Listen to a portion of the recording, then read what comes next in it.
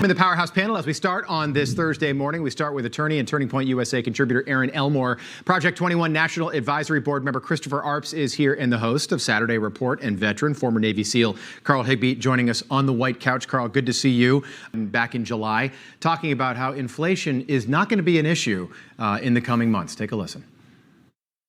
The vast majority of the experts, including Wall Street, are suggesting that it's highly unlikely that it's going to be long-term inflation that's going to get out of hand. Erin, what happened? Well, we just see that the mainstream media runs cover for him constantly. Where is the accountability? It's one lie coming from the podium after the next, whether it's him or Jen Psaki or the press secretaries beneath her.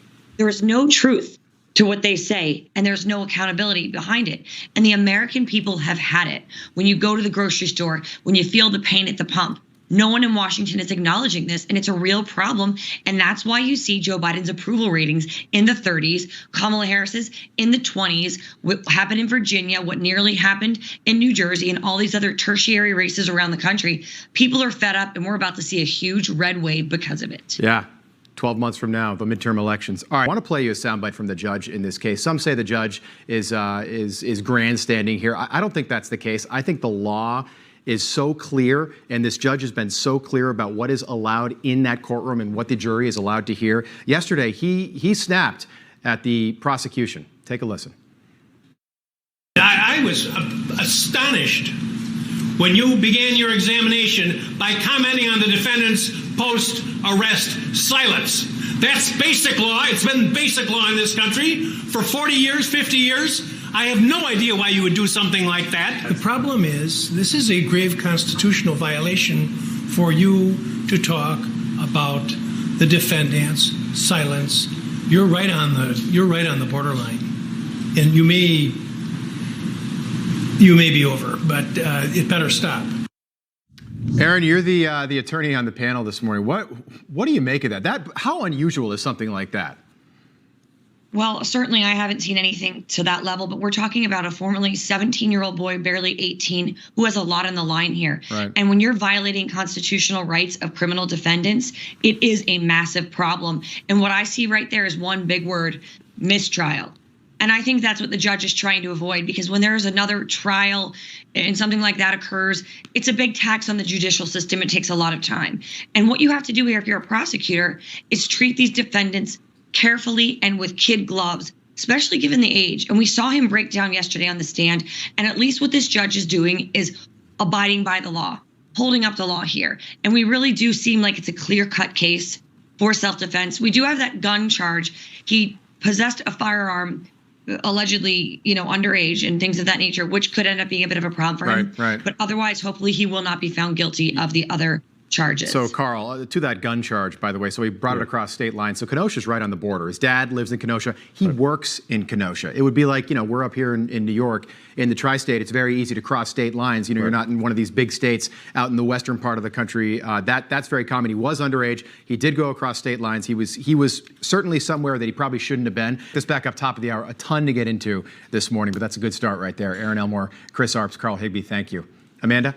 And that's why she has the 20% approval rating, because she just doesn't elicit a lot of confidence when you hear her talk, and that's why they're hiding her away. Erin, your thoughts? There's just, to me, it seems like right now, so Kamala's over in France, and there's just this massive disconnect between what the American people are dealing with on a daily basis I've got the heat on at my house. It's freezing last night. I drove in this morning to New York City. It was like 38 degrees.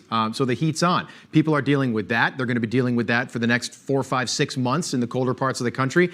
And then every time you gas up your car, you're dealing with this. You're trying to fill out your table for Thanksgiving dinner, and you're paying astronomical prices on things that are normally not that expensive. And yet Joe Biden still wants to spend $1.75 trillion on a bill we haven't even seen the text for yet.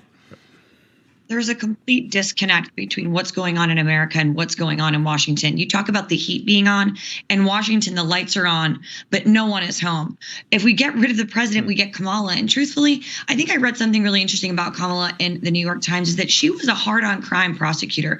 I think she's having an existential crisis about her identity. If she just maybe was herself and not trying to play this progressive role, maybe she would be a little more authentic and likable. But right now, she comes across as completely completely out of touch. Very Marie Antoinette, let them eat cake. She says nothing substantive in any conversation. And it's absolutely terrifying. And the American people are sitting back, mouth agape, wondering what is going on in Washington. What are our leaders doing? Right. Who is really pulling the strings? This is not the reality of what I'm seeing on the ground as I live as an American. Carl, good morning, my friend.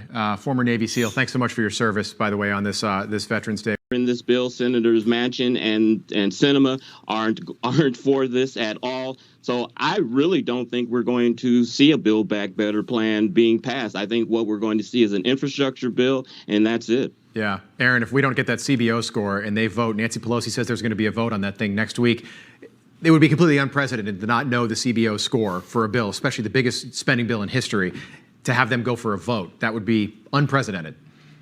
Everything in this administration is unprecedented. We don't see one thing that's been locked up or protocol, and that's why we're in the terrible position that we're in. You look at Joe Biden, you look at Kamala, and you say, can things get any worse? And just when we think they can't, they do. And I think that that's why people are reacting so strongly when they're at the polls. And like we said, I saw in Virginia, things of that nature. And by the way, it's not just about our children's education. It's about the spending that's completely out of control. Yeah. It's that we are mocked and laughed at on an international stage. China is not afraid of us. Russia is not afraid of us. Our enemies are not afraid of us. America was once the greatest and strongest nation in the world. And now we are just looked at and mocked, sadly. So honestly, it's not just about this legislation. It's about everything that's going on in Washington. It's troubling. That's a good point. Thank you. On this Thursday morning, got a great panel. We start with Senior Fellow for the American Conservative Union, Mercedes Schlapp, is back with us. Turning Point USA contributor, Republican strategist, and attorney Erin Elmore back here with us on Wake Up, and National Advisory Board member for Project 21, Christopher Arps, is here. By the way, something that doesn't get talked about, Erin, just you are an attorney. I thought this was fascinating. So right after this happened, it took 2 days, the DA filed charges, which for something this serious is totally unusual. But Facebook instantly labeled Rittenhouse a mass shooter and disabled all accounts that were trying to raise money for his defense. Nobody brings this up, but this is yet another reason why Section 230 doesn't need to be amended, like Facebook's trying to run PR TV commercials right now saying we should amend Section 230. It needs to be rewritten from soup to nuts. Soup to nuts is right. It needs to be completely rewritten because the environment in which we live in terms of social media, it's completely changed.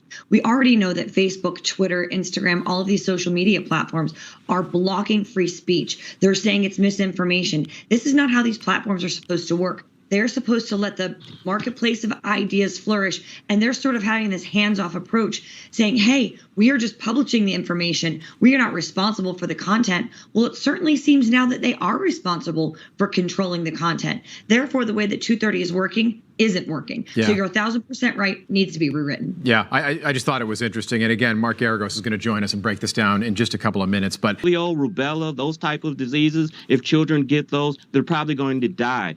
With COVID, they have a 98, 99% survival rate. Over 99. There's no comparison. yeah, it's over 99. And very rarely does somebody die with COVID-19 who doesn't have some sort of comorbidity or is in poor health. Erin, I can tell you got a thought. Yeah, thank you. You're so attentive. You know, I just want people to know that places like Florida and Texas, masks are not a part of our life. Right. COVID doesn't really exist. Sure, if you're elderly or have underlying conditions, you take precautions. I don't even have masks on my person. And when I come to the Northeast, like I'm visiting now, it's a completely different way of life. And I think people don't know that other people are living completely free. And our children, by the way, getting the common cold is okay. It builds your immune system. Exactly. I say this all the time. When people say, I'm vaccinated, and they brag about it, I said, if you got the polio vaccine and then got polio, would you say that vaccine worked? Right. I think not. Why are we running cover for Big Pharma on COVID? It is really staggering to know how people's brains are processing this disease. Mercedes, what do you make of the wrist mask thing now? I'm up here in New York City. The percent positive rate now, 1.5%. But everyone walks around with a mask on their wrist like you'd have a gun in a holster, like you're ready to put it on, just in case you come into a situation. It's almost like a fashion. No, I have it here to virtue signal that I'm willing to follow the rules and comply at any time. If I do have a mask with me, it's stuffed. It's buried in a pocket. I don't wear it on my wrist to look cool and virtue signal. I got to tell you, for Christmas, it's cheaper than buying your wife a tennis bracelet.